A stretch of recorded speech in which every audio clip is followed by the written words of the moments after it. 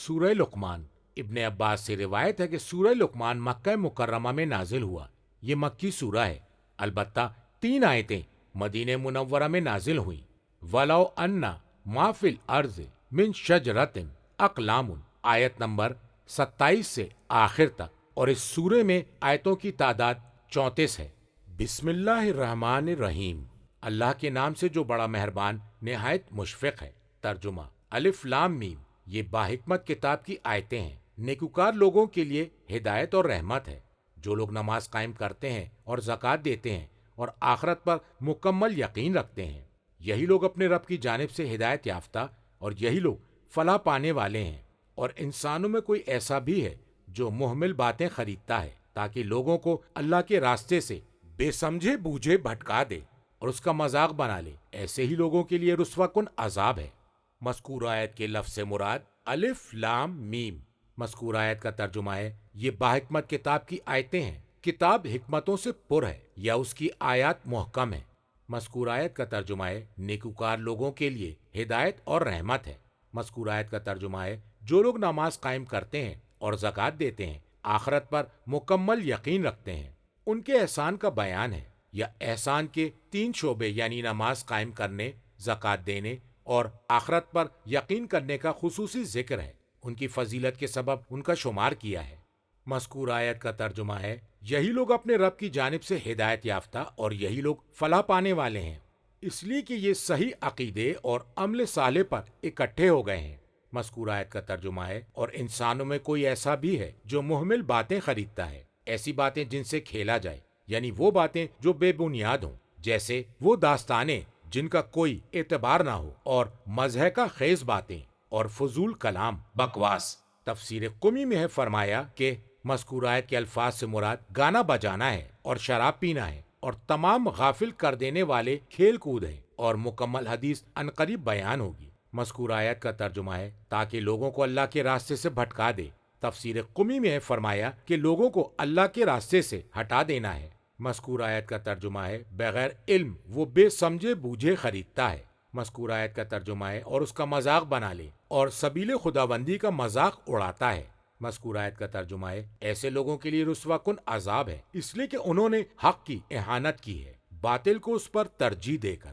ترجمہ: اور اسے جب ہماری آیات سنائی جاتی ہیں تو وہ اکڑ کر منہ پھیر لیتا ہے، گویا کہ اس نے انہیں سنا ہی نہیں، گویا کہ اس کے دونوں کان بہرے ہیں۔ تو اسے دردناک عذاب کی خوشخبری سنا دیں۔ بتحقیق جو لوگ ایمان لائے اور اعمال صالح بجا لائے، ان کے لیے نعمت بھری جنتیں ہیں اور وہ ان میں ہمیشہ رہیں گے۔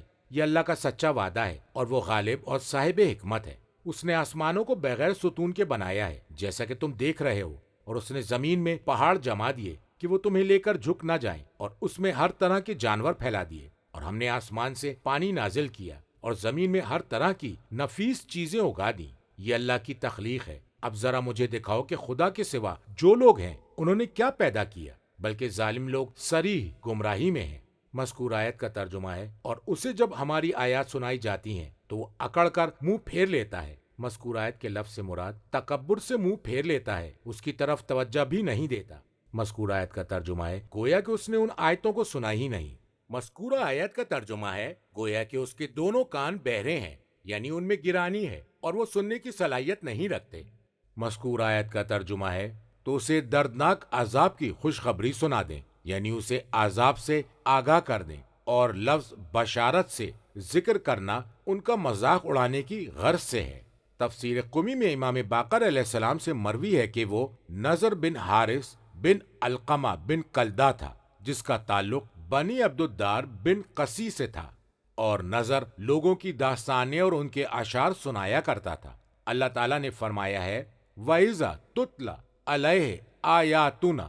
تفسیر مجموع البیان میں امام صادق علیہ السلام سے مروی ہے کہ اس سے مراد حق کے بارے میں طعن و تشنا کرنا تھا اور اس کا مذاق اڑانا تھا، اور جو باتیں ابو جہل اور اس کے ساتھی لے کر آئے تھے جب اس نے کہا اے قریش کے لوگوں، کیا میں تمہیں وہ زقوم تھوہڑ کڑوا درخت کھلاؤں تمہارے صاحب محمد جس سے تمہیں ڈرا رہے ہیں، پھر مکھن اور کھجور بیچ کر یہ کہتا ہے یہی وہ زقوم جس سے تمہیں ڈرایا جا رہا ہے۔ امام علیہ السلام نے فرمایا کہ غنا گانا کا تعلق بھی اسی سے ہے۔ کتاب معنی اور کافی میں امام صادق علیہ السلام سے مروی ہے، فرمایا کہ لاہول حدیث میں غنا گانا بھی شامل ہے۔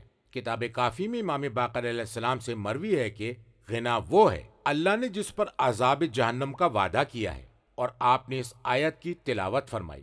امام باقر علیہ السلام سے مروی ہے کہ آپ سے گانے بجانے والی عورتوں کی کمائی کے بارے میں سوال کیا گیا تو امام علیہ السلام نے فرمایا کہ وہ گانے والیاں جہاں مرد جاتے ہوں وہ کمائی حرام ہے، اور جن گانے والیوں کو شادی بیاہ میں مدعو کیا جاتا ہے اس میں کوئی حرج نہیں، اور وہ اللہ تعالیٰ کا قول ہے وَمِنَ النَّاسِ۔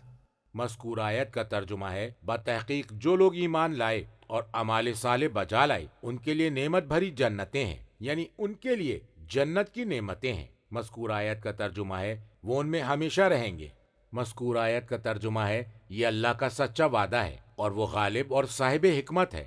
مذکور آیت کے لفظ سے مراد یعنی کوئی شے اس پر غالب نہیں آ سکتی جو اسے وعدہ وفا کرنے سے اور وعید دھمکی کی تکمیل سے روک سکے۔ مذکور آیت کے لفظ سے مراد اللہ وحی کرتا ہے جو اس کی حکمت کا تقاضا ہوتا ہے۔ مذکور آیت کا ترجمہ ہے اس نے آسمانوں کو بغیر ستون کے بنایا ہے جیسا کہ تم دیکھ رہے ہو۔ مذکور آیت کا ترجمہ ہے اور اس نے زمین میں پہاڑ جما دیے، بڑے بڑے اونچے اونچے پہاڑ۔ مذکور آیت کا ترجمہ ہے کہ وہ تمہیں لے کر جھک نہ جائے، اس خوف سے کہ وہ تمہیں لے کر جھک نہ جائے۔ کہا گیا ہے کہ اس کے اجزاء کا بسیط ہونا اس بات کا مقتضی ہے کہ اس کی جگہ اور اس کے حالات تبدیل ہوتے رہیں، اس لیے کہ زمین کے اجزاء میں سے ہر ایک کا اختصاص فی نفسہ یا کسی شے کے لوازم کسی جگہ اور حالت کے لیے معین کیا جانا محال ہے۔ مذکور آیت کا ترجمہ ہے اور اس میں ہر طرح کے جانور پھیلا دیے۔ مذکور آیت کا ترجمہ ہے اور ہم نے آسمان سے پانی کو نازل کیا۔ مذکور آیت کا ترجمہ ہے اور زمین میں ہر طرح کی نفیس چیزیں اگا دیں، ہر قسم کی طرح طرح کی زیادہ منفعت والی چیزیں اگا دیں۔ مذکور آیت کا ترجمہ ہے یہ اللہ کی تخلیق ہے، یعنی اس کی مخلوقات ہیں۔ مذکور آیت کا ترجمہ ہے اب ذرا مجھے دکھاؤ کہ خدا کے سوا جو لوگ ہیں انہوں نے کیا پیدا کیا ہے تاکہ وہ الوہیت خداوندی میں اس کی شرکت کے مستحق قرار پائیں۔ مذکور آیت کا ترجمہ ہے بلکہ ظالم لوگ صریحی گمراہی میں ہیں، ان کی سرزنش کی مثال بیان کرتے ہوئے انہیں گمراہی کے ساتھ درج کر دیا گیا۔ ترجمہ: اور یقیناً ہم نے لقمان کو دانائی بخشی تھی کہ وہ شکر خدا ادا کریں، اور جو بھی شکر ادا کرتا ہے تو یقیناً وہ اپنی ذات کے لیے شکر ادا کرتا ہے، اور جس نے ناشکری کی تو اللہ بے پرواہ اور سزاوار حمد و ثنا ہے۔ یاد کیجیے جب لقمان نے اپنے بیٹے کو نصیحت کرتے ہوئے کہا، بیٹا خدا کے ساتھ کسی کو شریک قرار نہ دینا، یقیناً شرک ظلم عظیم ہے، اور ہم نے انسان کو اس کے والدین کے متعلق حسن سلوک کی تلقین کی ہے۔ اس کی ماں نے دکھ سہ کر اسے پیٹ میں رکھا اور 2 برس میں اس کی دودھ بڑھائی ہوئی، یہ کہ تم میرا اور اپنے والدین کا شکر ادا کرو، آخر سب کو میری طرف لوٹ کر آنا ہے، اور اگر وہ تم پر دباؤ ڈالیں کہ تم میرے ساتھ ایسے کو شریک کرو جس کا تمہیں کچھ بھی علم نہیں، تو خبردار ان کی اطاعت نہ کرنا، دنیا میں ان کے ساتھ اچھا سلوک کرنا اور اس کے راستے کی پیروی کرنا جو مجھ سے لو لگاتا ہے۔ تم سب کو میری ہی طرف لوٹ کر آنا ہے، تم جو عمل کیا کرتے تھے میں تمہیں اس سے باخبر کر دوں گا۔ مذکور آیت کا ترجمہ ہے اور یقیناً ہم نے لقمان کو دانائی بخشی تھی۔ کتاب کافی میں امام کاظم علیہ السلام سے مروی ہے، فرمایا کہ حکمت سے مراد فہم و عقل ہے۔ تفسیر قمی میں امام صادق علیہ السلام سے مروی ہے، فرمایا کہ انہیں اپنے امام زمانہ کی معرفت دی گئی تھی۔ مذکور آیت کا ترجمہ ہے کہ وہ شکر خدا ادا کریں۔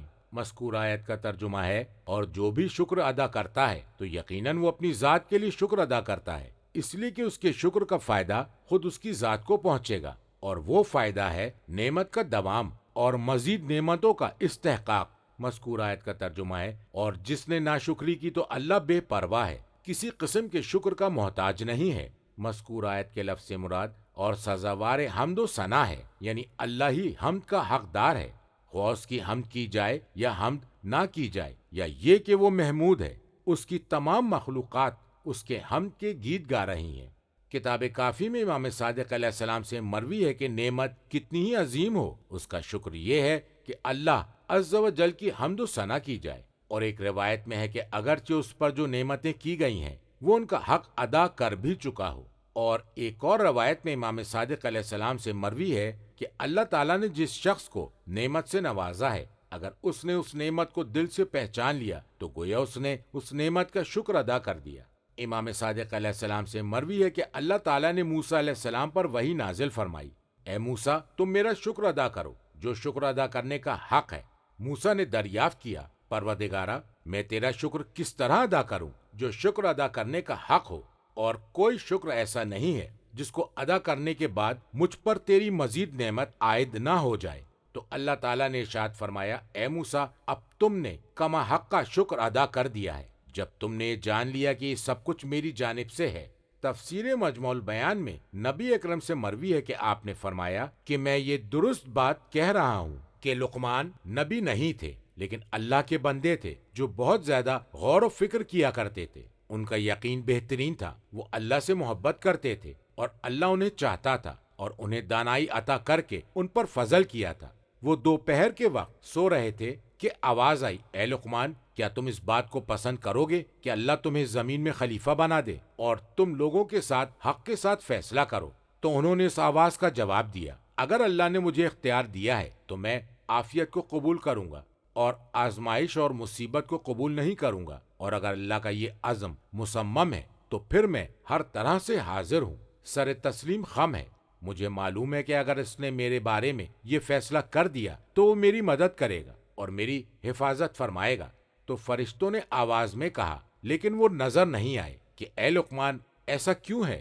لقمان نے جواب دیا، اس لیے کہ فیصلہ کرنا اور حکومت کرنا بڑی سخت منزلیں اور نہایت دشوار گزار ہیں۔ اسے چاروں طرف سے اندھیروں نے گھیر رکھا ہے، اگر وہ اس امتحان میں پورا اترا تو اس کے لیے سزاوار ہے کہ وہ نجات پا جائے، اور اگر اس نے غلطی کی تو وہ جنت کے راستے سے خطا کر جائے گا۔ اور جو شخص دنیا میں ذلیل ہو اور آخرت میں شریف ہو تو وہ اس سے بہتر ہے کہ وہ دنیا میں شریف ہو اور آخرت میں ذلیل رہے، اور جو آخرت کے مقابل میں دنیا کو ترجیح دے گا تو وہ دنیا سے بھی ہاتھ دھوئے گا اور آخرت کو بھی کھوئے گا۔ فرشتے لقمان کی بہترین منطقی باتوں سے حیران ہوئے۔ جب لقمان سو گئے تو اللہ تعالیٰ نے انہیں حکمت عطا فرما دی۔ جب نیند سے بیدار ہوئے تو ان کی زبان پر حکمت کے کلمات جاری ہونے لگے۔ وہ اپنی حکمت کے ذریعے داؤد علیہ السلام کا بوجھ اٹھائے ہوئے تھے۔ حضرت داؤد علیہ السلام نے ان سے کہا، اے لقمان تمہیں مبارک ہو، تمہیں حکمت عطا کر دی گئی ہے اور تم سے مصیبت و آزمائش دور کر دی گئی۔ تفسیر قمی میں امام صادق علیہ السلام سے مروی ہے کہ آپ سے لقمان اور ان کی اس حکمت کے بارے میں سوال کیا گیا۔ اللہ تبارک و تعالیٰ نے جس کا ذکر فرمایا ہے تو امام علیہ السلام نے فرمایا کہ خدا کی قسم لقمان کو نہ کافی حکمت ملی تھی، نہ مال، نہ اہل، نہ جسمانی طاقت، اور نہ ہی جمال عطا کیا گیا۔ البتہ وہ اللہ کے حکم کے معاملے میں ایک مرد قوی تھے، اللہ کے بارے میں پرہیزگار تھے، پرسکون اور خاموش طبع انسان تھے۔ ان کی نگاہ بہت گہری تھی، وہ دور رس فکر کے مالک تھے، نظر مستحکم تھی، وہ عبرتوں پر آنسو بہاتے تھے، دن میں کبھی نہیں سوتے تھے۔ انہیں کسی انسان نے کبھی بھی بول و براز، پیشاب پخانہ کرتے ہوئے اور نہاتے ہوئے نہیں دیکھا تھا، اس لیے کہ وہ پردہ داری کو ملحوظ رکھتے تھے۔ ان کی نظر بہت گہری تھی، وہ امر میں دوام رکھتے تھے، وہ کسی بات پر ہنستے نہ تھے کہ کہیں گناہ سرزد نہ ہو جائے، اور وہ کبھی بھی غضبناک نہیں ہوتے تھے۔ انہوں نے کئی عورتوں سے شادی کی تھی اور ان کی بہت سی اولاد بھی تھی، اور ان میں سے اکثر تلوار کھینچنے کی وجہ سے مقدم رہتے تھے، لیکن وہ ان میں سے کسی کی موت پر نہیں روئے۔ وہ جب بھی دو آدمیوں کے پاس سے گزرتے اور انہیں جھگڑتے ہوئے اور قتال کرتے ہوئے پاتے تو ان کے مابین اصلاح کر دیتے، اور وہ ان کے پاس سے اس وقت تک نہ جاتے جب تک وہ رشتہ محبت سے منسلک نہ ہو جائیں۔ اور وہ جب بھی کسی سے کوئی بات سنتے اور وہ اچھی لگتی تو اس کی تفسیر بھی دریافت کرتے، اور یہ بھی کہ یہ بات کس نے کہی ہے۔ وہ اکثر اوقات فقہا اور حکما کی نشستوں میں بیٹھا کرتے، وہ اپنی باتوں سے قاضیوں، بادشاہوں اور حکمرانوں کو حیران کر دیتے تھے۔ قضات، قاضی کی جمع منصفین، جس آزمائش میں مبتلا ہوتے یہ ان پر ترس کھاتے تھے، اور جو ملوک و سلاطین اللہ کی عزت و احترام اور اطمینان کو ملحوظ رکھتے تھے یہ ان پر بہت مہربان ہوتے تھے، اور جس بات سے نفس پر غلبہ ہو جائے یہ اس سے عبرت حاصل کرتے اور سیکھتے تھے، اور اس کے ذریعے اپنی خواہشات سے جہاد کرتے تھے، اور اس کے ذریعے شیطان سے محفوظ رہتے تھے، اور اپنے دل کا مداوا غور و فکر سے کرتے تھے، اور اپنے نفس کا علاج عبرتوں سے کرتے تھے، اور جب بھی کوچ کرتے تھے تو اس کا مقصد کسی کی مدد و نصرت ہوتا تھا۔ اسی وجہ سے انہیں حکمت عطا کی گئی تھی اور انہیں عصمت سے نوازا گیا تھا۔ اور اللہ تبارک و تعالیٰ نے فرشتوں کے گروہوں کو حکم دیا تھا جس وقت بیچ دوپہر تھی اور لوگ قیلولہ دوپہر کو سونا کر رہے تھے، ان فرشتوں نے لقمان کو آواز دی۔ وہ ان کی آواز سن سکتے تھے، انہیں دیکھ نہیں سکتے تھے۔ فرشتوں نے لقمان سے کہا، اے لقمان، کیا تم قبول کرتے ہو کہ اللہ تمہیں زمین میں خلیفہ بنا دے اور تم لوگوں میں انصاف کرو؟ تو لقمان نے کہا کہ اگر اللہ کا یہ حکم ہے تو سر تسلیم خم کرتا ہوں، اس لیے کہ اگر اللہ مجھ سے کام لینا چاہتا ہے تو وہ اس بارے میں میری نصرت کرے گا، میری ہدایت کرے اور میری حفاظت کرے گا۔ اگر وہ مجھے انتخاب کا اختیار دیتا ہے تو میں عافیت کو قبول کرتا ہوں۔ فرشتوں نے ان سے کہا، اے لقمان، آپ نے یہ بات کیسے کہہ دی؟ انہوں نے فرمایا، اس لیے کہ لوگوں کے درمیان فیصلہ کرنا دین کی سخت ترین منزلوں میں سے ایک ہے اور اکثر اوقات آزمائش اور مصیبت کی گھڑی ہے، اسے نہ چھوڑا جا سکتا ہے اور نہ ہی کوئی مدد کی جا سکتی ہے۔ اسے اندھیرے چاروں طرف سے گھیر لیتے ہیں اور فیصلہ کرنے والا اس معاملے میں دو امور کے درمیان میں ہوتا ہے۔ اگر اس میں حق تک پہنچ گیا تو وہ لائق و سزاوار ہے کہ سلامت رہے، اور اگر اس نے غلطی کی تو گویا کہ جنت کے راستے سے ہٹ گیا۔ اور جو شخص دنیا میں ذلیل اور کمزور ہو تو اس کے لیے آسان ہو گیا کہ معاد میں فیصلہ کنندہ سردار اور شریف ہو، اور جو آخرت کے مقابل میں دنیا کو ترجیح دے گا تو وہ دونوں میں نقصان اٹھائے گا، یہ بھی ختم ہو جائے گا اور وہ اسے بھی نہ پا سکے گا۔ امام علیہ السلام نے فرمایا، فرشتے لقمان کی اس فرزانگی سے بے حد متاثر ہوئے اور رحمان کو یہ منطق بھائی اور پسند آئی۔ جب شام ہوئی اور وہ رات کے وقت بستر پر دراز ہوئے تو اللہ تبارک و تعالیٰ نے ان پر حکمتیں نازل فرمائیں اور لقمان پر سر سے پاؤں تک حکمتوں کا پردہ ڈال دیا، جبکہ وہ محو خواب تھے، اور انہیں حکمت سے ڈھانپ دیا جو ڈھانپنے کا حق تھا۔ جب وہ بیدار ہوئے تو اپنے زمانے کے سب سے بڑے فیصلہ کنندہ تھے، اور جب وہ لوگوں کے پاس جاتے تو حکمت کی باتیں کرتے اور اس پر ابھارتے تھے۔ امام علیہ السلام نے فرمایا کہ جب انہیں خلافت کی پیشکش کی گئی اور انہوں نے اسے قبول نہیں کیا تو اللہ تعالیٰ نے فرشتوں کو حکم دیا اور انہوں نے داؤد علیہ السلام کو پکارا اور انہیں خلافت پیش کی، تو انہوں نے بغیر کسی شرط کے خلافت کو قبول کر لیا، اور اللہ تعالیٰ نے انہیں خلافت عرضی عطا کر دی، اور وہ اس بارے میں کئی مرتبہ آزمائے گئے اور ہر آزمائش میں وہ خطا کی طرف جھک جاتے تھے، اور اللہ تعالیٰ انہیں اس سے محفوظ رکھتا تھا اور ان کی مغفرت کرتا تھا۔ حضرت لقمان علیہ السلام اکثر داؤد علیہ السلام سے ملاقات کرنے کے لیے تشریف لے جایا کرتے تھے اور انہیں موعظت کرتے اور حکمت کی باتیں بتاتے اور دولت علم نچھاور کرتے، اور داؤد علیہ السلام ان سے فرمایا کرتے، اے لقمان، مبارک ہو کہ تمہیں حکمت عطا کر دی گئی اور بلاؤں کا رخ تم سے پھیر دیا گیا، اور داؤد کو خلافت عطا کی گئی اور انہیں حکومت اور آزمائش و مصیبت میں مبتلا کیا گیا۔ مذکور آیت کا ترجمہ ہے، یاد کیجئے جب لقمان نے اپنے بیٹے کو نصیحت کرتے ہوئے کہا تھا۔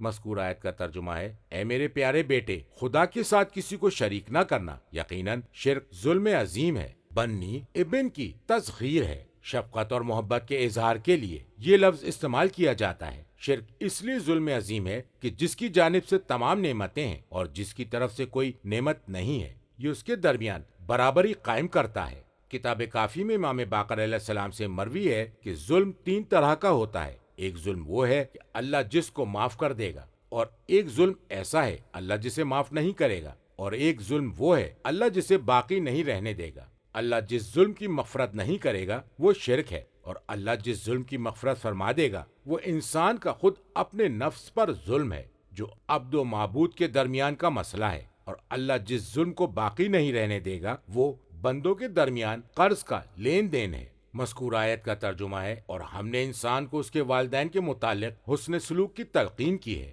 مذکور آیت کا ترجمہ ہے، اس کی ماں نے دکھ پر دکھ سہ کر اسے پیٹ میں رکھا، ایک کمزوری کے بعد دوسری کمزوری میں اضافہ ہوتا گیا اور مسلسل اس کی کمزوری بڑھتی ہی رہی۔ مذکور آیت کا ترجمہ ہے، اور 2 برس میں اس کی دودھ بڑھائی ہوئی، یعنی جب بچہ 2 سال کا ہو گیا تو ماں کا دودھ چھڑا دیا گیا اور ماں اسے اس عرصے میں دودھ پلاتی رہی۔ اور یہ دونوں جملے تاکیدی انداز میں ماں کے حق میں بانداز وصیت ہیں۔ مذکور آیت کا ترجمہ ہے، یہ کہ تم میرا اور اپنے والدین کا شکر ادا کرو، آخر سب کو میری طرف لوٹ کر آنا ہے، میں خود تمہارا محاسبہ کروں گا تمہارے شکر پر اور تمہارے کفر ناشکرے پن پر۔ کتاب یون میں امام رضا علیہ السلام سے ایک حدیث میں مروی ہے، ہمیں حکم دیا گیا کہ ہم اللہ کا شکر ادا کریں اور ماں باپ کا بھی شکر ادا کریں، جس نے ماں باپ کا شکر ادا نہ کیا تو گویا اس نے اللہ کا شکر ادا نہ کیا۔ اور امام رضا علیہ السلام سے مروی ہے، جس شخص نے مخلوقین میں سے نعمت دینے والے کا شکر ادا نہیں کیا تو گویا اس نے اللہ تعالیٰ کا شکر ادا نہیں کیا۔ مذکور آیت کا ترجمہ ہے، اور اگر وہ تم پر دباؤ ڈالیں کہ میرے ساتھ ایسے کو شریک کرو جس کا تمہیں کچھ بھی علم نہیں کہ وہ ذات خداوندی میں شریک ہونے کا حق رکھتا ہے، ماں باپ کی تقلید کرتے ہوئے۔ مذکور آیت کا ترجمہ ہے، تو خبردار ان کی اطاعت نہ کرنا، یعنی اس معاملے میں ان کی اطاعت نہ کرنا۔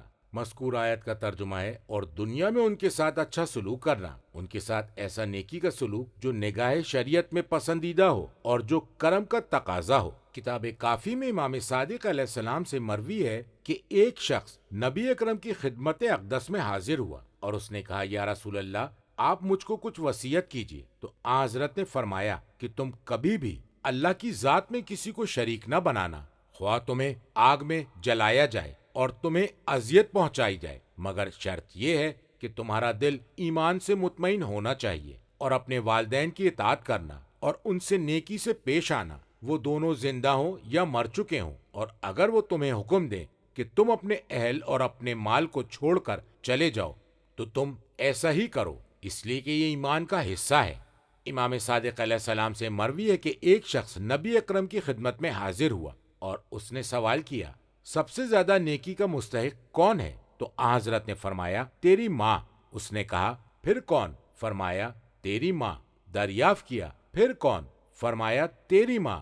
اس نے عرض کی، پھر کون ہے؟ تو حضرت نے فرمایا، تیرا باپ۔ امام رضا علیہ السلام سے مروی ہے، آپ سے دریافت کیا گیا کہ کیا میں والدین کے لیے دعا کروں خواہ وہ حق کی معرفت نہ رکھتے ہوں؟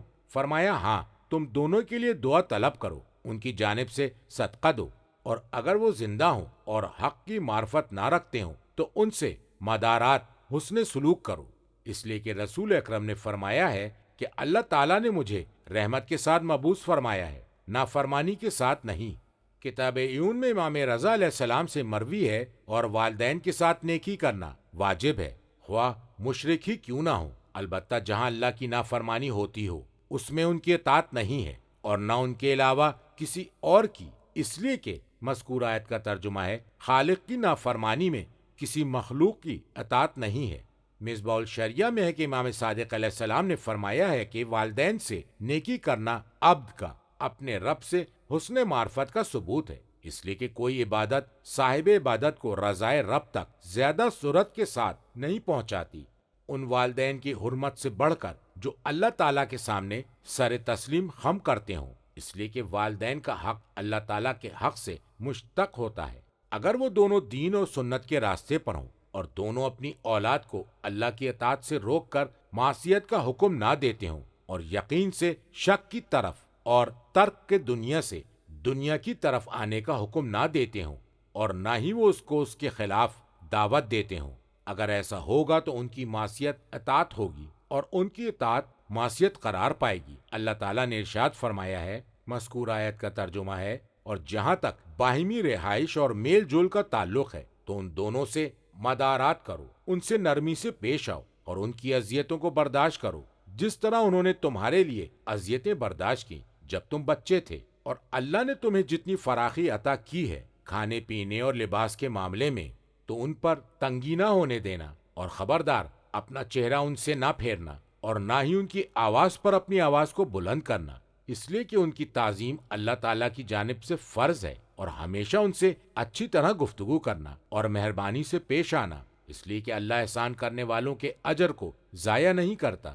مذکور آیت کا ترجمہ ہے، اور اس کے راستے کی پیروی کرنا جو مجھ سے لو لگاتا ہے، توحید اور اطاعت میں اخلاص کے ذریعے۔ تفسیر قمی میں امام باقر علیہ السلام سے مروی ہے، مذکور آیت کا ترجمہ ہے، تم حضرت محمد مصطفیٰ صلی اللہ علیہ وآلہ وسلم کے راستے کا اتباع کرو۔ مذکور آیت کا ترجمہ ہے، تم سب کو میری طرف لوٹ کر آنا ہے، تم جو عمل کیا کرتے تھے میں تمہیں اس سے باخبر کر دوں گا۔ دونوں آیتیں پیش کی گئی ہیں وصیت لقمان کے ذیل میں بطور تاکید، کیونکہ اس میں شرک سے روکا گیا ہے۔ گویا اللہ نے فرمایا کہ ہم نے اسی طرح تلقین کی ہے جس طرح لقمان نے تاکید کی تھی، اور والدین کا ذکر بطور مبالغہ کیا گیا ہے، یہ بتانے کے لیے کہ باوجود یہ کہ یہ والدین تعظیم و اطاعت میں خالق کائنات کے ساتھ ساتھ ہیں، لیکن اگر وہ شرک کا حکم دیتے ہیں تو پھر وہ اس کی تعظیم کے مستحق نہ رہیں گے۔ تو پھر والدین کے علاوہ دوسروں کے بارے میں تمہارا کیا خیال ہے؟ ترجمہ: لقمان نے یہ بھی کہا، بیٹا کوئی چیز رائی کے دانے کے برابر بھی ہو، وہ کسی چٹان میں یا آسمان میں یا زمین کے اندر کہیں بھی ہو، اللہ اسے نکال لائے گا۔ بے شک اللہ نہایت باریک بین اور واقف کار ہے۔ اے بیٹا تم نماز قائم کرو اور نیکی کا حکم دو اور برائی سے روکو، اور جو مصیبت تم تک پہنچے اس پر صبر کرو۔ بے شک یہ بڑی ہمت کے کام ہے، اور لوگوں سے بے رخی نہ کرنا اور زمین میں اکڑ کر نہ چلنا۔ اللہ کسی خود پسند اور اترانے والے کو دوست نہیں رکھتا، اور اپنی چال میں اعتدال قائم رکھنا اور اپنی آواز دھیمی رکھنا، اور کچھ شک نہیں کہ آوازوں میں سب سے بری آواز گدھوں کی ہے۔ مذکور آیت کا ترجمہ ہے، لقمان نے یہ بھی کہا، بیٹا کوئی چیز رائی کے دانے کے برابر ہو، یعنی برائی یا نیکی کی عادت ہو، اور وہ بطور مثال چھوٹائی میں رائی کے دانے کے برابر ہو۔ مذکور آیت کا ترجمہ ہے، وہ کسی چٹان میں ہو یا آسمان میں ہو یا زمین کے اندر کہیں بھی ہو، اللہ اسے نکال لائے گا۔ اور تم پوشیدہ جگہ میں اور محفوظ مقام میں ہو، یا آسمان کی بلندی پر پہنچ جاؤ یا زمین کی پستی میں چلے جاؤ، تو اللہ تبارک و تعالیٰ پھر بھی اس عمل کو لا کر حاضر کر دے گا اور وہ اس کا حساب لے گا۔ تفسیر قمی میں ہے فرمایا کہ تمہارا رزق جہاں بھی ہوگا اللہ اسے نکال لائے گا۔ مذکور آیت کا ترجمہ ہے، بے شک اللہ نہایت باریک بین ہے، اس کا علم ہر پوشیدہ چیز تک پہنچ جاتا ہے۔ مذکور آیت کے لفظ سے مراد وہ ہر چیز کی حقیقت اور اصلیت سے باخبر ہے۔ امام صادق علیہ السلام سے مروی ہے، آپ نے فرمایا، تم معمولی نوعیت کے گناہوں سے بھی بچو، کیونکہ ان گناہوں کے کرنے والے بھی ہوتے ہیں، اور تم میں سے کوئی صرف یہ نہ کہے کہ میں نے گناہ کیا اور میں اللہ سے مغفرت طلب کر رہا ہوں۔ اللہ تعالیٰ فرما رہا ہے، یا بنیا انہا ان تکو مثقال حبۃ من خردل۔ تفسیر مجموع البیان میں امام صادق علیہ السلام سے مروی ہے، اور کتاب کافی میں امام باقر علیہ السلام سے بھی ایسی ہی روایت ہے۔ نوٹ: حضرت علی علیہ السلام نے استغفر اللہ کہنے والے سے مخاطب ہو کر فرمایا۔ مذکور آیت کا ترجمہ ہے، اے بیٹا تم نماز قائم کرو اور نیکی کا حکم دو اور برائی سے روکو۔ مذکور آیت کا ترجمہ ہے، اور جو مصیبت تم تک پہنچے اس پر صبر کرو۔ تفسیر مجموع البیان میں حضرت علی علیہ السلام سے مروی ہے کہ امر بالمعروف اور نہی عن المنکر کی باجاوری میں تمہیں جو مشقت اور اذیت کا سامنا ہو اس پر صبر کرو۔ مذکور آیت کا ترجمہ ہے، بے شک یہ بڑی ہمت کے کام ہے، اسے طے کیا ہے تسلیم کرتے ہوئے اور اپنے اوپر لازم قرار دے کر۔ اور اسی بارے میں حدیث ہے کہ اللہ تعالیٰ چاہتا ہے کہ جو چھوٹ دی گئی ہے اس میں اسی طرح مواخذہ کیا جائے جس طرح عزائم میں مواخذہ کیا گیا ہے۔ مذکور آیت کا ترجمہ ہے، اور لوگوں سے بے رخی نہ کرنا، یعنی از روئے تکبر لوگوں سے اپنے چہرے کو دوسری طرف نہ موڑنا، اور اگر تم سے کوئی شخص بات کر رہا ہو تو اسے ذلیل اور سبک کرنے کے لیے اس سے روگردانی نہ کرنا۔ تفسیر مجموع البیان میں امام صادق علیہ السلام سے ایسا ہی مروی ہے۔ کہا گیا ہے لفظ تو سعارا سے نکلا ہے، اور یہ ایک بیماری ہے جو اونٹ کو لاحق ہوتی ہے اور اس کی گردن ٹیڑھی ہو جاتی ہے۔ تفسیر قمی میں ہے کہ تم لوگوں کے سامنے نہ جھک جاؤ اس لالچ میں کہ جو کچھ ان کے پاس ہے اسے ہتھیا لو۔ مذکور آیت کا ترجمہ ہے، اور زمین میں اکڑ کر نہ چلنا۔ مذکور آیت کے الفاظ کو کہتے ہیں تکبر، غرور اور اکڑنا۔ تفسیر قمی میں امام باقر علیہ السلام سے مروی ہے، آپ فرما رہے تھے، بالعظمہ بڑائی کو ملحوظ خاطر رکھتے ہوئے۔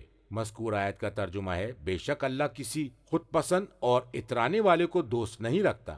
دوست نہ رکھنے کی علت میں بیان کی جا رہی ہے۔ کتاب مجالس اور فقہ میں نبی اکرم سے مروی ہے، انہوں نے منع فرمایا ہے کہ کوئی شخص اکڑ کر نہ چلے، اور فرمایا کہ اگر کوئی کپڑے پہن کر اکڑتا اور اتراتا ہے تو اللہ تعالیٰ اسے جہنم کے گڑھے میں دھنسا دے گا، اور وہ قارون کا ہم نشین ہوگا، اس لیے کہ وہ پہلا شخص تھا جو کپڑے پہن کر اتراتا تھا، تو اللہ تعالیٰ نے اسے اور اس کے گھر کو زمین میں دھنسا دیا۔ اور جو بھی اکڑتا اور اتراتا ہے تو وہ اللہ کی جبروت، قدرت، طاقت، عظمت کے بارے میں جھگڑتا ہے۔ مذکور آیت کا ترجمہ ہے، اور اپنی چال میں اعتدال قائم رکھنا، نہ چیونٹی کی چال اور نہ ہی بہت تیز بلکہ درمیانی انداز اختیار کرنا۔ تفسیر قمی میں ہے کہ جلد بازی سے کام نہ لینا۔ کتاب خصال میں امام صادق علیہ السلام سے مروی ہے، آپ نے فرمایا، تیز تیز چلنا مومن کی رونق اور شان کو ختم کر دیتا ہے۔ مذکور آیت کا ترجمہ ہے اور اپنی آواز دھیمی رکھنا۔ تفسیر قمی میں ہے کہ آواز کو بلند نہ کرنا۔ مذکور آیت کا ترجمہ ہے اور کچھ شک نہیں کہ آوازوں میں سب سے بری آواز گدھے کی آواز ہے۔ کتاب کافی میں امام صادق علیہ السلام سے مروی ہے، آپ سے اس آواز کے بارے میں دریافت کیا گیا تو آپ نے فرمایا کہ اس سے مراد بہت قبیح چھینک ہے۔ تفسیر مجموع البیان میں امام صادق علیہ السلام سے مروی ہے، آپ نے فرمایا کہ یہ بلند اور قبیح چھینک ہے، اور ایسا شخص جو بات کرتے ہوئے بہت بری طور سے اپنی آواز کو بلند کرتا ہے، الا یہ کہ دین کی دعوت دے رہا ہو یا قرآن کی تلاوت کر رہا ہو۔ تفسیر قمی میں امام صادق علیہ السلام سے اللہ تعالیٰ کے مذکورہ قول کے ذیل میں مروی ہے، امام علیہ السلام نے فرمایا کہ لقمان نے اپنے بیٹے کو آثار کے ذریعے نصیحت کی، یہاں تک کہ وہ آثار پھٹ گئے اور شگافتہ ہو گئے۔ انہوں نے بیٹے کو جو موعظت کی وہ یہ تھی کہ اے بیٹا، تم جب سے دنیا میں آئے ہو تم نے دنیا سے منہ پھیر لیا اور آخرت کا استقبال کیا ہے۔ تم جس گھر کی طرف بڑھ رہے ہو وہ تمہیں اس گھر سے قریب کر رہا ہے جس سے تم دور ہو۔ اے میرے بیٹے، تم علماء کے پاس بیٹھو اور ان کی خدمت میں گھٹنے ٹیک دو اور دیکھو ان سے مجادلہ، لڑائی جھگڑا اور بحث و تمیز نہ کرنا، وہ تمہیں روک دیں گے، اور تم دنیا سے وہ لے لو جو تم تک پہنچ رہا ہے اور اس سے انکار نہ کرنا، ورنہ تم لوگوں کے محتاج ہو جاؤ گے، اور تم دنیا میں اس طرح داخل نہ ہونا جو تمہاری آخرت اور عاقبت کو نقصان پہنچائے، اور تم ایسا روزہ رکھو جو تمہاری خواہشات کا زور توڑ دے، اور ایسا روزہ نہ رکھو جو تمہیں نماز سے روک دے، اس لیے کہ نماز مجھے اللہ کی طرف لے جانے میں روزے سے زیادہ محبوب ہے۔ اے بیٹا، دنیا ایک گہرا سمندر ہے جس میں بڑے بڑے صاحبان علم ہلاک ہو گئے، لہذا تم اس میں ایمان کو اپنی کشتی بنا لو اور اس کا بادبان توکل کو قرار دو، اور اس میں زیادہ سفر اللہ کا تقوی رکھو۔ اب اگر تم نجات پا گئے تو یہ اللہ کی رحمت ہوگی،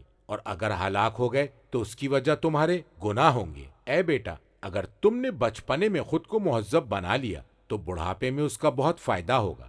جو ادب و اخلاق کی طرف توجہ دے گا اس کا اہتمام کرے گا، اور جو اس کا اہتمام کرے گا وہ علم حاصل کرنے کی کوشش کرے گا، اور جو علم حاصل کرنے کی صحیح کرے گا تو اس کے لیے اس کی طلب بڑھ جائے گی، اور جس کی طلب بڑھ جائے گی تو اس کا فائدہ اسے پہنچے گا، لہذا اسے اپنی عادت بنا لو، اس لیے کہ تم اسے اپنے سلف سے حاصل کر کے اپنے خلف اولاد کو فائدہ پہنچاؤ گے، اور خواہش مند اس بارے میں تم سے امیدیں وابستہ کرے گا، اور ڈرنے والا تمہاری سہولت طاقت سے خوفزدہ ہوگا۔ اور خبردار، اس کام میں سستی و کاہلی سے کام نہ لینا، اور اس کے سوا کسی اور چیز میں نہ ٹک جانا، اس لیے کہ اگر تم دنیا پر غالب آ گئے تو آخرت پر غلبہ نہ پا سکو گے، اور اگر مرکز علم تک رسائی سے محروم رہے تو تم آخر تک نہ پہنچ سکو گے، اور تم اپنے شب و روز اپنے اوقات کو اپنی خاطر طلب علم کے لیے وقف کر دو، اس لیے کہ اگر تم نے اسے ترک کر دیا تو اس سے بڑھ کر ضائع ہونے والی کوئی اور چیز نہیں ہوگی۔ ضدی اور جھگڑالو سے اس بارے میں دشمنی نہ مول لینا، اور کبھی فقیہ سے جدال نہ کرنا، اور بادشاہ کو دشمن نہ بنانا، اور نہ ہی بہت زیادہ ظلم کرنے والے کی چغلی کھانا، اور فاسق اور شکی سے کبھی رشتہ صداقت و اخوت استوار نہ کرنا، اور اتہام لگانے والے کی صحبت میں نہ رہنا۔ تم علم کی اس طرح حفاظت کرنا جس طرح اپنے سکوں کی حفاظت کرتے ہو۔ اے میرے بیٹے، تم اللہ تعالیٰ کا ایسا خوف رکھو کہ جب قیامت کے دن تم ثقلین جن و انس کی نیکیاں لے کر آؤ تو یہ بھی ڈر ہو کہ اللہ تمہیں عذاب دے گا، اور تم اللہ تعالیٰ سے ایسی امید رکھو کہ اگر قیامت کے دن تم ثقلین کے گناہ کے ساتھ آئے تو تمہیں امید واثق ہو کہ اللہ تمہاری مغفرت کر دے گا۔ لقمان کے بیٹے نے اپنے والد سے سوال کیا، پدر عالی قدر، مجھے ان سب باتوں کی طاقت کیسے ہوگی جبکہ میرے پاس صرف ایک دل ہے؟ تو لقمان نے اس سے کہا کہ اے بیٹا، اگر مومن کے دل کو نکال کر چاک کیا جائے تو اس میں دو نور ہوتے ہیں، خوف کا نور اور امید کا نور، اور اگر دونوں کا وزن کیا جائے تو ان میں ایک رتی برابر فرق نہ ہوگا، لہذا جس شخص کا ایمان اللہ پر ہوگا وہ اس کی تصدیق کرے گا۔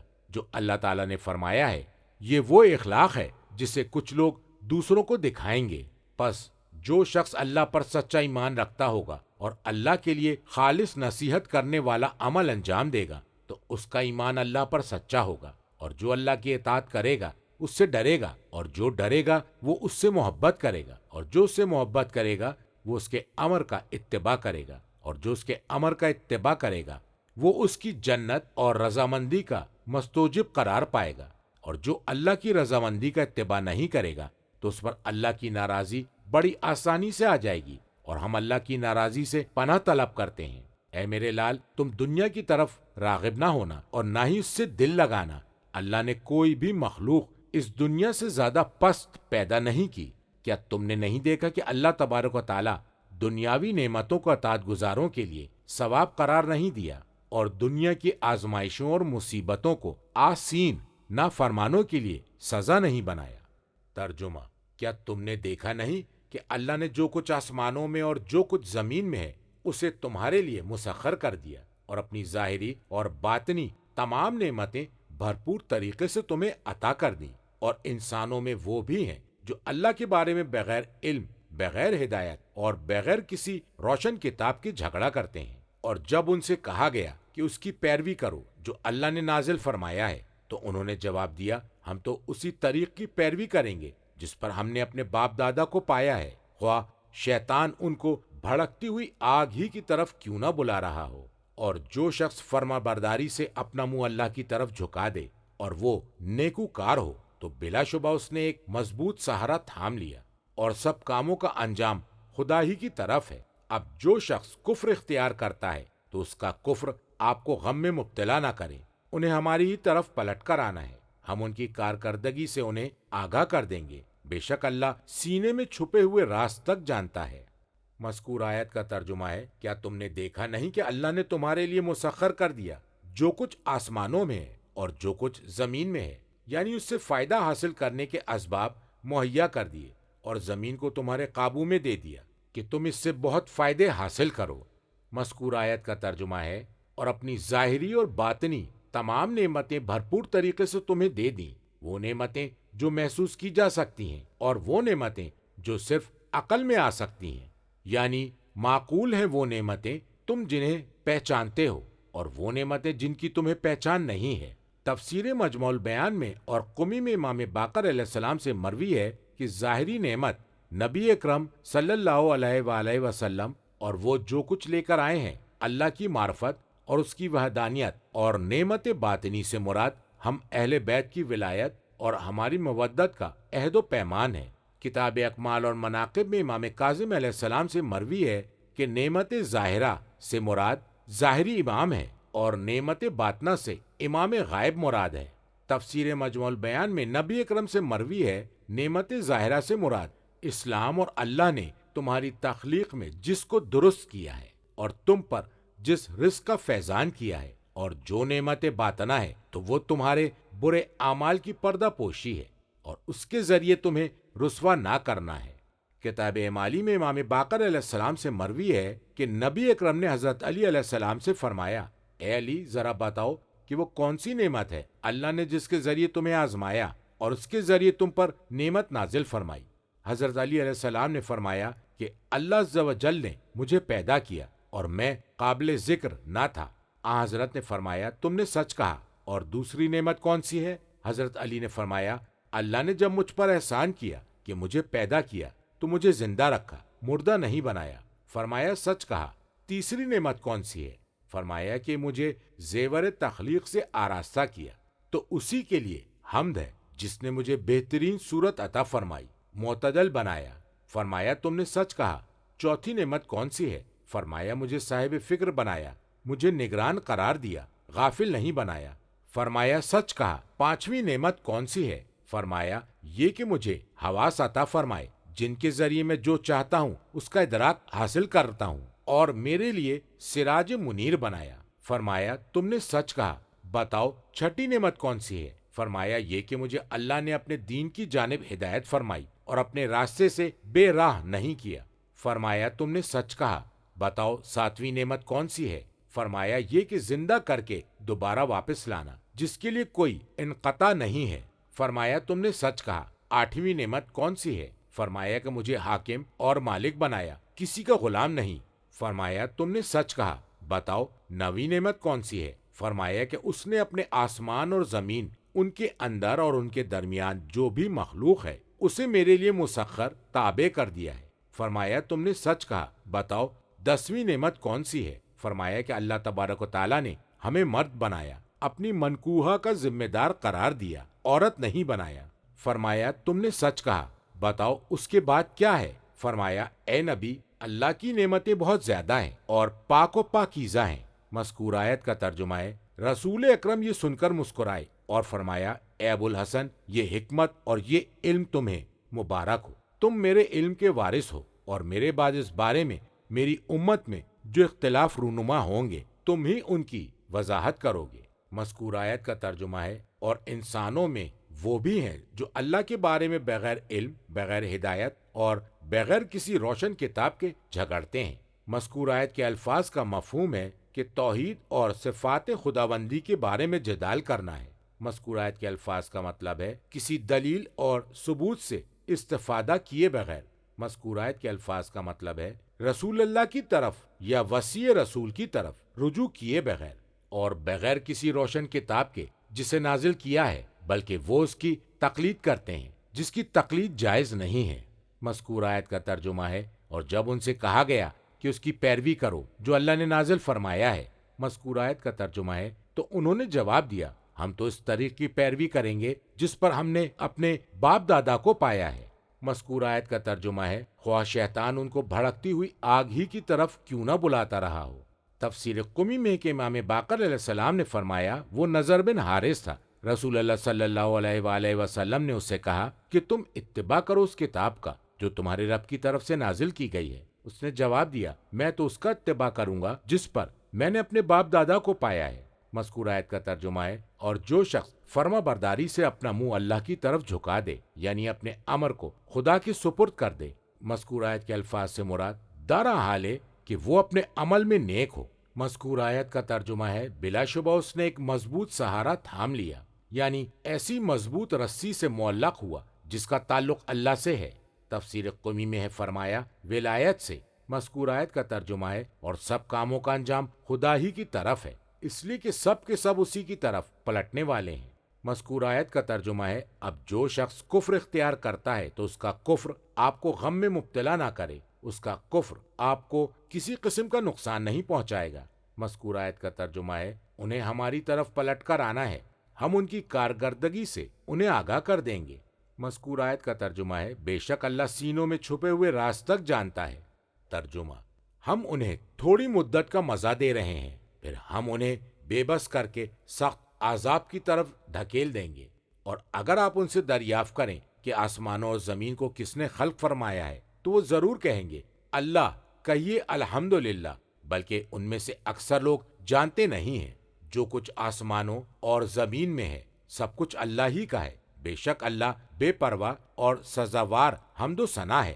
زمین میں جتنے درخت ہیں اگر وہ قلم بن جائیں اور سمندر دوات بن جائیں، جسے اس کے بعد 7 سمندر روشنائی مہیا کریں، پھر بھی اللہ کے کلمات ختم نہ ہوں، بے شک اللہ غالب بہت حکمت والا ہے۔ تم سب انسانوں کو پیدا کرنا اور دوبارہ اٹھایا جانا تو اس کے لیے ایسا ہے جیسے ایک متنفس کو پیدا کرنا ہے، بے شک اللہ سمیع و بصیر ہے۔ مذکور آیت کا ترجمہ ہے، ہم انہیں تھوڑی مدت کا مزہ دے رہے ہیں، پھر ہم انہیں بے بس کر کے سخت عذاب کی طرف دھکیل دیں گے۔ مذکور آیت کا ترجمہ ہے، اور اگر آپ ان سے دریافت کریں کہ آسمانوں اور زمین کو کس نے خلق فرمایا ہے، مذکور آیت کا ترجمہ ہے، تو وہ ضرور کہیں گے اللہ، برہان کو واضح کرنے کے لیے، اس لیے کہ وہ اس پر یقین کرنے کے لیے مجبور ہیں۔ کتاب توحید میں امام باقر علیہ السلام سے مروی ہے، انہوں نے کہا کہ رسول اکرم نے فرمایا، مذکور آیت کا ترجمہ ہے، ہر مولود فطرت پر جنم لیتا ہے، یعنی معرفت پر، اس لیے کہ اللہ تبارک و تعالیٰ اس کا خالق ہے، اور اسی بارے میں اللہ کا قول ہے وَلَئِن سَأَلْتَهُمْ۔ امام جواد علیہ السلام سے مروی ہے کہ آپ سے دریافت کیا گیا کہ واحد کا مفہوم کیا ہے، تو آپ نے فرمایا کہ تمام زبانوں میں اس کی وحدانیت پر مجتمع ہو جانا، جیسے کہ اللہ تعالیٰ نے فرمایا ہے وَلَئِن سَأَلْتَهُمْ۔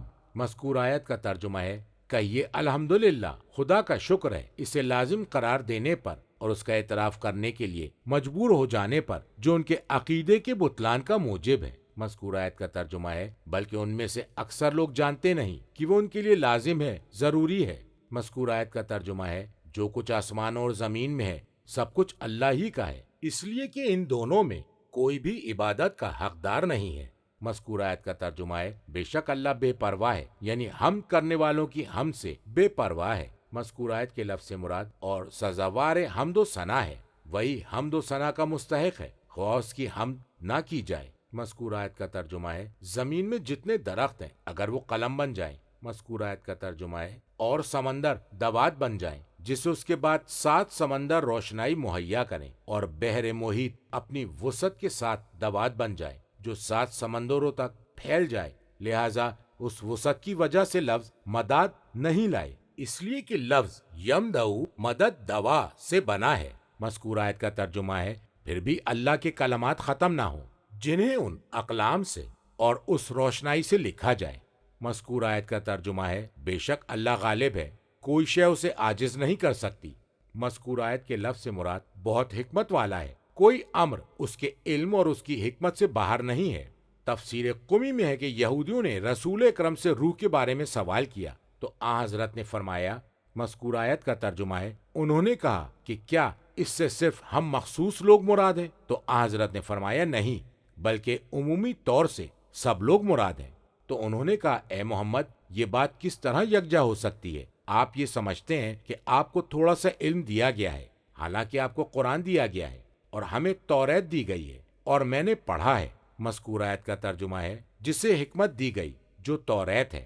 مذکورہ آیت کا ترجمہ ہے تو اسے خیر کثیر دیا گیا ہے، تو اس وقت اللہ تعالیٰ نے یہ آیت نازل فرمائی۔ مذکورہ آیت کا ترجمہ ہے وہ فرما رہا ہے کہ اللہ کا علم اس سے بہت زیادہ ہے اور جو کچھ تمہیں دیا گیا ہے وہ تمہارے درمیان تو کثیر ہے مگر اللہ کے نزدیک قلیل ہے۔ مذکورہ آیت کا ترجمہ ہے تم سب انسانوں کو پیدا کرنا اور دوبارہ اٹھایا جانا تو اس کے لیے ایسا ہے جیسے ایک متنفس کو پیدا کرنا۔ کہا گیا ہے کہ جیسے ایک نفس کو پیدا کرنا اور اسے دوبارہ زندہ کرنا، اس لیے کہ ایک حالت سے دوسری حالت میں تبدیلی اللہ کو مشغول نہیں کرتی۔ تفسیر قمی میں امام باقر علیہ السلام سے مروی ہے ہم تک یہ بات پہنچی ہے، اللہ بہتر جانتا ہے۔ انہوں نے کہا اے محمد ہمیں مختلف مراحل میں خلق کیا گیا ہے، پہلے نطفہ، پھر علقہ، پھر ہمیں دوسری تخلیق عطا کر دی گئی جیسا کہ آپ سمجھتے ہیں، اور آپ کا یہ بھی خیال ہے کہ ہمیں ایک ہی ساعت میں مبعوث کر دیا جائے گا۔ تو اللہ تعالیٰ نے فرمایا ما خلقکم ولا بعثکم الا کنفس واحدۃ، وہ اس سے کہے گا کن فیکن، ہو جا تو وہ ہو جائے گا۔ مذکورہ آیت کا ترجمہ ہے بے شک اللہ سمیع و بصیر ہے، اسے ایک ساتھ دوسری ساتھ سے اور نہ ہی بصارتیں دوسری بصارتوں سے مشغول رکھتی ہیں۔ ترجمہ کیا تم نے نہیں دیکھا کہ وہ اللہ ہی ہے جو رات کو دن میں داخل کرتا ہے اور دن کو رات میں داخل کرتا ہے؟ اس نے سورج اور چاند کو مسخر کر دیا ہے، ان میں سے ہر ایک مقررہ مدت تک رواں رہے گا، اور تم جو بھی عمل کرتے ہو اللہ اس سے باخبر ہے۔ یہ اس لیے کہ بے شک اللہ ہی حق ہے اور وہ لوگ اللہ کے سوا جنہیں پکارتے ہیں وہ باطل ہیں، اور بے شک اللہ ہی بزرگ و برتر ہے۔ کیا تم نے نہیں دیکھا کہ سمندر میں کشتیاں فضل خدا سے رواں دواں ہیں تاکہ اللہ تمہیں اپنی کچھ نشانیاں دکھلا دے؟ بتحقیق اس میں بے شمار نشانیاں ہیں ہر صابر و شاکر کے لیے۔ اور جب کوئی موج سائبانوں کی طرح انہیں ڈھانپ لیتی ہے تو اس وقت یہ اللہ کو پکارتے ہیں اپنے دین کو اللہ کے لیے خالص کر کے، پھر جب وہ انہیں بچا کر خشکی تک لے آتا ہے تو بعض ہی انصاف پر قائم رہتے ہیں، اور ہماری نشانیوں کا انکار نہیں کرتا مگر وہ جو غدار اور ناشکرا ہے۔ مذکورہ آیت کا ترجمہ ہے کیا تم نے نہیں دیکھا کہ وہ اللہ ہی ہے جو رات کو دن میں داخل کرتا ہے اور دن کو رات میں داخل کرتا ہے؟ تفسیر قمی میں ہے وہ فرما رہا ہے جو رات میں گھٹتا ہے وہ دن میں داخل ہو جاتا ہے، اور دن میں سے کم ہوتا ہے وہ رات میں داخل ہو جاتا ہے۔ مذکورہ آیت کا ترجمہ ہے اور اس نے سورج اور چاند کو مسخر کر دیا ہے اور ان میں سے ہر ایک مقرر مدت تک رواں رہے گا۔ مذکورہ آیت کے الفاظ کو نیرین بھی کہا جاتا ہے اس لیے کہ یہ روشنی پہنچاتے ہیں۔ مذکورہ آیت کے لفظ سے مراد وہ اپنے مدار میں چلتے رہیں گے۔ مذکورہ آیت کا ترجمہ ہے تفسیر قمی میں ہے فرمایا کہ سورج اور چاند دونوں اپنے منتہا تک جاری رہتے ہیں، نہ اس میں کوتاہی کرتے ہیں اور نہ ہی اس سے تجاوز کرتے ہیں۔ مذکور آیت کا ترجمہ ہے، اور تم جو بھی عمل کرتے ہو اللہ اس سے باخبر ہے، اللہ اس کی حقیقت سے آگاہ ہے۔ مذکور آیت کا ترجمہ ہے، یہ اس لیے کہ بے شک اللہ ہی حق ہے۔ ذالکا اشارہ ہے اس طرف جو ذکر کیا گیا، علم کی وسعت اور قدرت کی شمولیت اور تخلیق کے عجائبات اور باری تعالیٰ کا اس سے مخصوص ہونا۔ مذکور آیت کا ترجمہ ہے، اور وہ لوگ اللہ کے سوا جنہیں پکارتے ہیں وہ باطل ہیں۔ مذکور آیت کا ترجمہ ہے، اور بے شک اللہ ہی بزرگ و برتر ہے، ہر شے سے بالا اور ہر چیز پر تسلط رکھنے والا ہے۔ مذکور آیت کا ترجمہ ہے، کیا تم نے نہیں دیکھا کہ سمندر میں کشتیاں فضل خدا سے رواں دواں ہیں؟ اللہ نے اپنے فضل و کرم سے اس کے اسباب مہیا کر دیے ہیں۔ تفسیر قمی میں ہے کہ کشتیاں سمندر میں اللہ کی قدرت سے چلتی ہیں۔ مذکور آیت کا ترجمہ ہے، تاکہ اللہ تمہیں اپنی کچھ نشانیاں دکھلا دے۔ آیات کے معنی ہیں دلائل اور براہین۔ مذکور آیت کا ترجمہ ہے، بتحقیق اس میں بے شمار نشانیاں ہیں ہر صابر و شاکر کے لیے۔ کہا گیا ہے یعنی ہر اس شخص کے لیے جس نے اپنے آپ کو قید کر دیا ہے کہ وہ اللہ کی نشانیوں میں غور و خوض کرتا رہے اور اس کی نعمتوں میں تفکر کرے اور اس کی عنایتوں اور نوازشوں کا شکر ادا کرتا رہے۔ تفسیر قمی میں فرمایا کہ وہ فقر و فاقے پر صبر کرے اور تمام حالات میں اللہ کا شکر ادا کرے۔ میں فیض کاشانی کہتا ہوں، شاید اس سے وہ شخص مراد ہے جو طلب رزق کے لیے سمندر کا سفر اختیار نہیں کرتا، اور جو اس مقصد کے لیے سمندر کا سفر اختیار کرتا ہے یا اس پر اعتبار کرتا ہے۔ اور کہا گیا ہے کہ کہس بار اور شکور سے مومن کو مراد لیا ہے، اور حدیث میں ہے کہ ایمان کے دو حصے ہیں، نصف صبر ہے اور نصف شکر ہے، اسے روایت کیا ہے مجموع البیان میں۔ میں فیض کاشانی کہتا ہوں کہ سمندر کا مسافر غرق کے خوف اور نجات کی امید میں ہوتا ہے، لہٰذا وہ مسلسل مصیبت اور نعمت کے درمیان رہتا ہے۔ مصیبت اس سے صبر کا تقاضا کرتی ہے اور نعمت شکر کا مطالبہ کرتا ہے، لہٰذا وہ صبار بھی ہوتا ہے اور شکور بھی۔ مذکور آیت کا ترجمہ ہے، اور جب کوئی موج سائبانوں کی طرح انہیں ڈھانپ لیتی ہے، یعنی جس طرح پہاڑوں کا سایہ ہو یا بادلوں کا سایہ یا کسی اور چیز کا سایہ ہو۔ مذکور آیت کا ترجمہ ہے، تو اس وقت یہ اللہ کو پکارتے ہیں اپنے دین کو اللہ کے لیے خالص کر کے۔ مذکور آیت کا ترجمہ ہے، پھر جب وہ انہیں بچا کر خشکی تک لے آتا ہے تو ان میں سے کچھ ہی انصاف پر قائم رہتے ہیں۔ تفسیر قمی میں ہے یعنی صالح۔ مذکور آیت کا ترجمہ ہے، اور ہماری نشانیوں کا انکار نہیں کرتا مگر وہ جو غدار اور ناشکرا ہے، عہد فطری کو توڑ کر، اور جو کچھ نشانیاں سمندر میں تھیں ان کا انکار کر کے۔ لفظ خطر کا مفہوم ہے شدید بد عہدی۔ تفسیر قمی میں ہے فرمایا، خطارن یعنی دھوکے باز اور فریبی۔ کفورن کا مفہوم ہے ناشکرا، نعمتوں کا انکار کرنے والا۔ ترجمہ، اے لوگو تم اپنے رب کا تقوی اختیار کرو اور اس دن سے ڈرو جب کوئی باپ اپنی اولاد کے کام نہ آئے گا اور نہ ہی اولاد اپنے والد کے کچھ کام آئے گی۔ اللہ کا وعدہ سچا ہے، لہٰذا دنیاوی زندگی تمہیں دھوکے میں نہ ڈال دے اور نہ کوئی دھوکے باز تمہیں اللہ کے معاملے میں دھوکہ دینے پائے۔ بے شک اللہ ہی کے پاس قیامت کا علم ہے، اور وہی بارش برساتا ہے، اور وہ جانتا ہے کہ شکم مادر میں کیا ہے، اور کسی متنفس کو نہیں پتا کہ کل وہ کیا کمائی کرنے والا ہے، اور نہ کسی شخص کو یہ معلوم ہے کہ کس زمین میں وہ مرے گا۔ بے شک اللہ علیم اور خبیر ہے۔ مذکور آیت کا ترجمہ ہے، اے لوگو تم اپنے رب کا تقوی اختیار کرو۔ مذکور آیت کا ترجمہ ہے، اور اس دن سے ڈرو جب کوئی باپ اپنی اولاد کے کام نہ آئے گا۔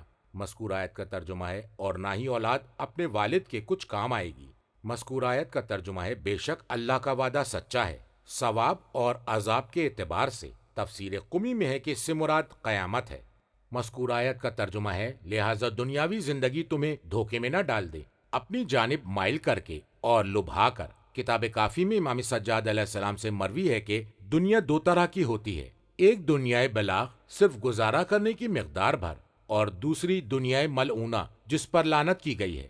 مذکور آیت کا ترجمہ ہے، اور نہ کوئی دھوکے باز تمہیں اللہ کے معاملے میں دھوکہ دینے پائے، یعنی شیطان اس طرح کہ تمہیں توبہ اور مغفرت کی امید دلا کر تمہیں گناہوں پر جری بنا دے۔